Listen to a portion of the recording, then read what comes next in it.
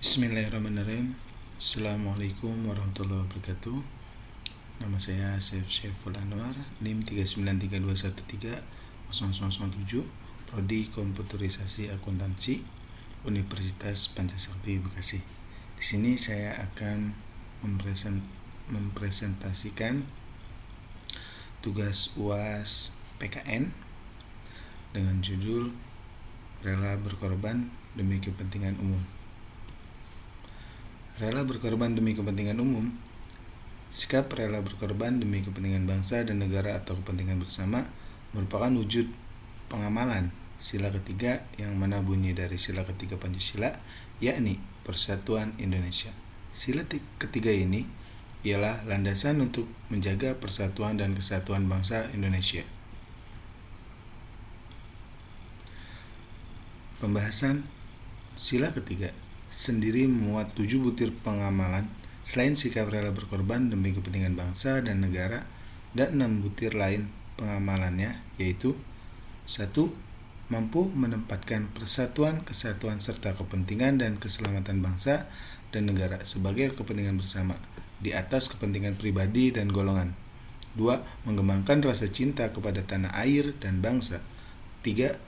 Mengembangkan rasa kebanggaan kebangsaan dan bertanah air Indonesia. 4. Memelihara ketertiban dunia yang berdasarkan kemerdekaan, perdamaian abadi, dan keadilan sosial. 5.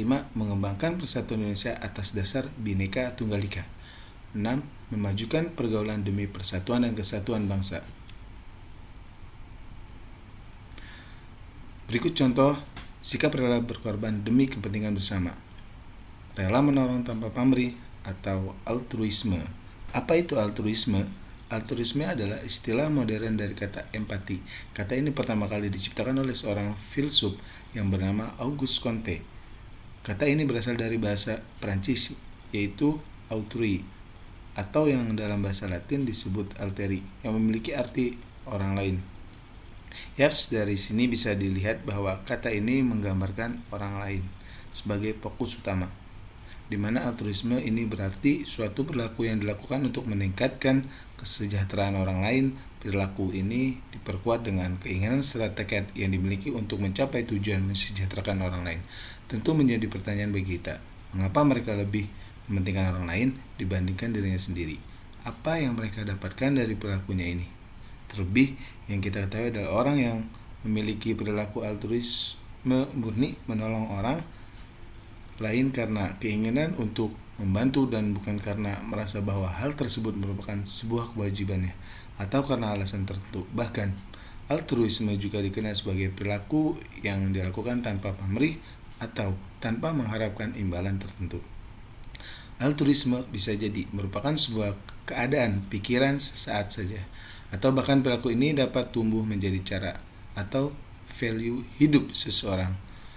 Pada intinya adalah altruisme merupakan keadaan pikiran yang baik hati dan didorong oleh perasaan prihatin terhadap orang lain, kepedulian yang dimilikinya untuk mensejahterakan orang lain. Dalam beberapa kasus tertentu, ditemukan bahwa perilaku ini dapat membahayakan kesejahteraan dan kesehatan diri sendiri. Sikap saling menjaga persatuan dan kesatuan setiap warga negara harus menjaga dan mengamalkan sikap persatuan dan kesatuan. Itu sebagai upaya untuk menjaga bangsa Indonesia dari perpecahan, mengingat Indonesia merupakan negara yang penuh keragaman.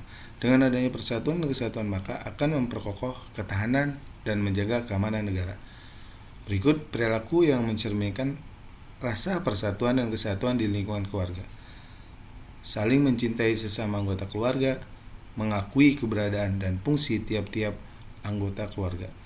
Adanya keterbukaan antara anggota keluarga, mengembangkan sikap tenggang rasa. Sikap mendahulukan kepentingan umum dibanding kepentingan pribadi. Berikut beberapa contoh sikap dan perbuatan yang mengutamakan kepentingan pribadi. Saya ambil sampel, yakni menyerobot antrian, membuang sampah sembarangan, tidak mau mendengar pendapat orang lain saat bermusyawarah, duduk di bangku yang diperuntukkan khusus untuk orang tua dan ibu hamil dalam kereta, menyetel musik dengan keras sehingga mengganggu tetangga, dan sebagainya. Sikap toleransi antar beragama. Toleransi adalah sikap manusia untuk saling menghormati dan menghargai perbedaan, baik antar individu maupun kelompok. Untuk menghadirkan perdamaian dalam keberagaman perlu menerapkan sikap toleransi. Menurut Kamus Besar Bahasa Indonesia (KBBI), toleransi berasal dari kata toleran, yang artinya bersifat atau bersikap menenggang, menghargai, membiarkan, membolehkan. Pendirian, pendapat, pandangan, kepercayaan, kebiasaan, kelakuan, dan sebagainya yang berbeda atau bertentangan dengan pendirian sendiri.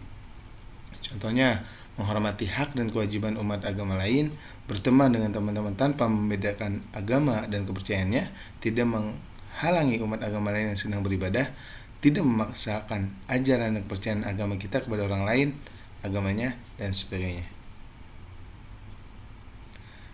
Mungkin itu saja yang bisa saya presentasikan untuk tugas PKN yang berjudul